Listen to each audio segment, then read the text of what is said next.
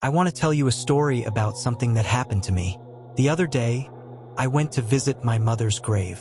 It was late afternoon, and the sky was starting to darken. The cold wind and silence of the cemetery sent chills through me. From a distance, I saw a woman standing by my mother's grave. I slowly began to approach her from behind. I noticed her shoulders were slightly shaking as if she was crying. As I got closer, I could hear her sobbing. I approached a bit more and called out, "Are you okay?" But she didn't respond. I reached into my bag to get some water.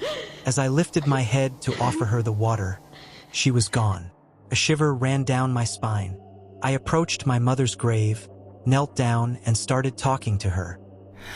After finishing my visit, as I was leaving the cemetery, I heard the sound of crying again behind me. I turned around and saw the same woman sitting by the grave, crying once more. I started approaching her again. "Hello?" I called out as I got closer. As I tried to see her face, it started to look familiar. When I saw her face clearly, I realized it was my sister Helena.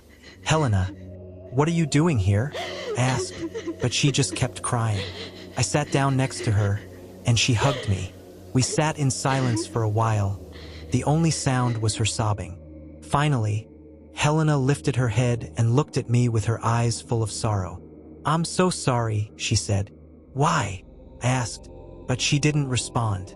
There was a deep sadness in her eyes, as if she was suffering from a secret she was keeping inside. It was now completely dark.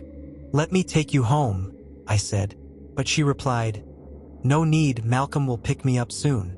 A few moments later, a man appeared at the cemetery entrance, and Helena went to him. They disappeared into the darkness. When I got home, I felt uneasy. Why was Helena at my mother's grave at night? She didn't visit often. I wondered if something was troubling her. Just then, the phone rang. It was the police. They said they had been trying to reach me and that there was an emergency. They told me to go to the hospital immediately. They said my sister and her husband had been in a car accident. I rushed to the hospital. When I spoke to the doctor, he said, "We've been trying to reach you since the afternoon. Your sister was suffering from internal bleeding when she arrived. Her condition was critical. Unfortunately, we couldn't save her. She struggled for a few hours. She wanted to talk to you, but we couldn't reach you. She passed away a couple of hours ago." Her husband passed away an hour after her. In a state of shock, I walked through the hospital corridors.